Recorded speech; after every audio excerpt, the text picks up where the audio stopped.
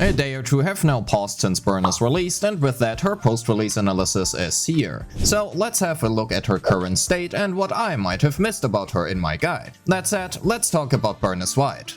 Again. While I touched on it in my guide, I want to talk a bit more about her ultimate and energy since, well, it did fall a bit short. Let's start with her ultimate. Without her Mindscape 1, it is relatively easy to overcap on heat, since a full EX channel plus ultimate will generate 134 heat, which is, well, more than 100. And that also means her ultimate should be timed well to not waste the 50 heat generated from her ultimate.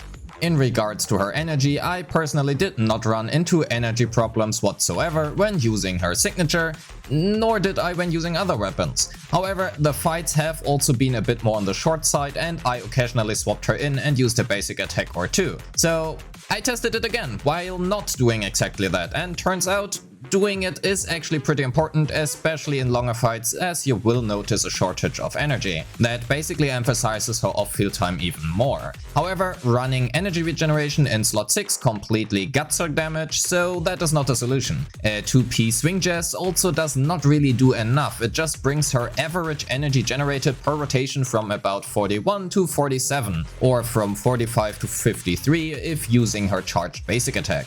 However, in an optimal scenario, we would want 60. That also means swing jazz can help a bit, but it does not solve the problem, and running a damage focused 2p set will be better. Instead, we will need to use at least a very few basic attacks to sustain her energy or increase her off-field time, at least if we need too long to actually clear the stage.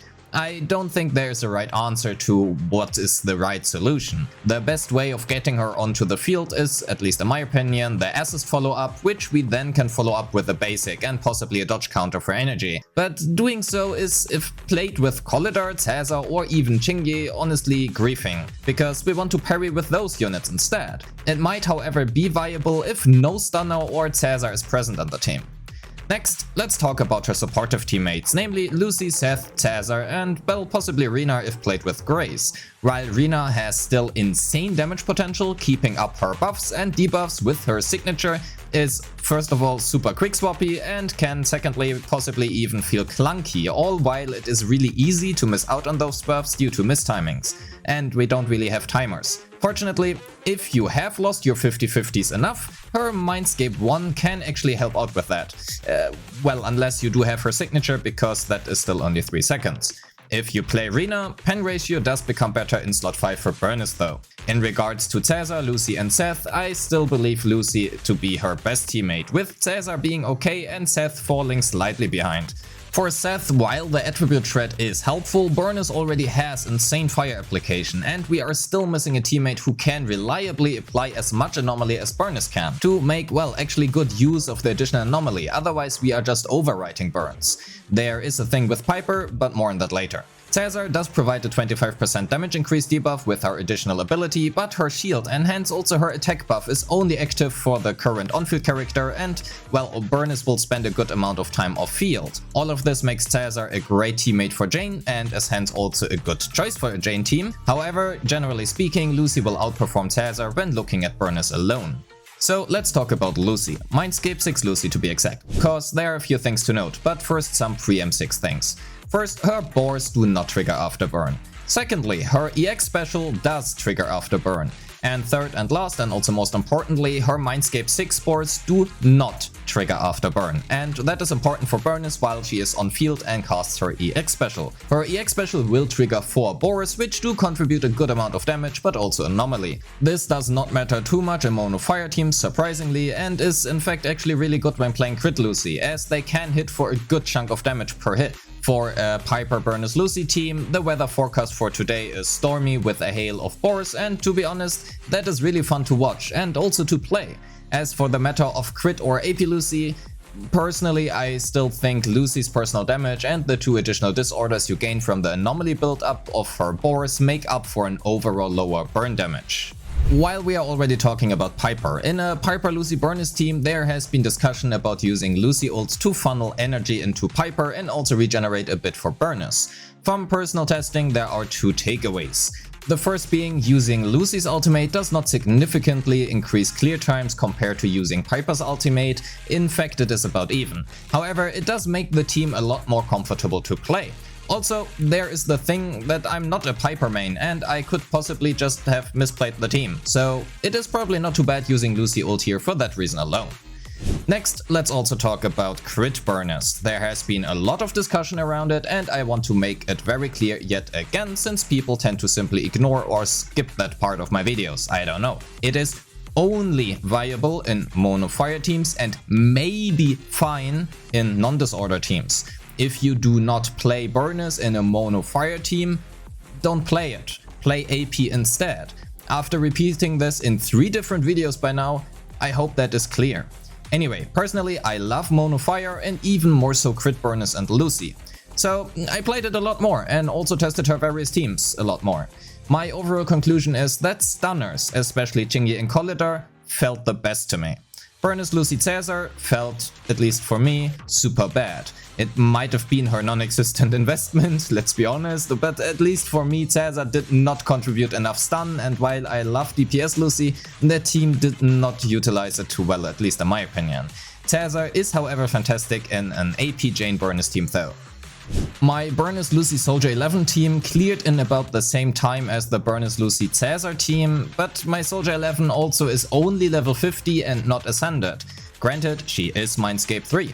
Thanks Oyo for having me lose all my 50-50s to Soldier 11 and Lycon. I really love those units. Regardless, a Burnice Soldier 11 team felt the best to me, at least in terms of smoothness and overall gameplay, being about even in terms of clear time with the Caesar team comp. The 2 best comps however, and in my opinion much better teams, have been with Colidar and Chingy. Colidar provides insanely fast stun application and Chingy provides the stun damage multiplier for Burnice EX special, afterburn and ultimate to shred enemy HP bars. And disclaimer, while my Burnice is Mindscape 4, I was able to clear critical Shiyu 7 node 1, again that is a node without a fire weakness, in about 51 seconds. But Riff, you paid to win! Yes I did.